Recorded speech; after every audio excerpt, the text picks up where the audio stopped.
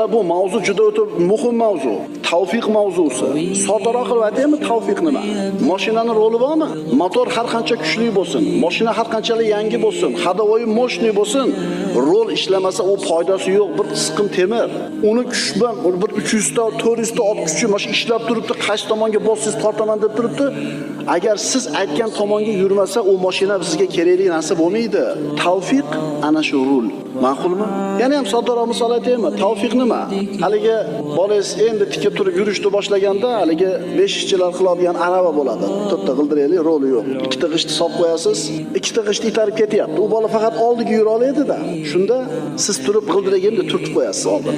5 gradus, 10 gradus burib turasiz, chuqurga tushib ketmasdan to'g'ri yo'lga chiqib oladi. Agar tek qo'yib qo'ysiz, borib devorga taqalib qoladi yoki chuqurga tushib ketadi. Tavfiq o'sha g'ildiragini tep to'g'ri tomonga burib qo'yish.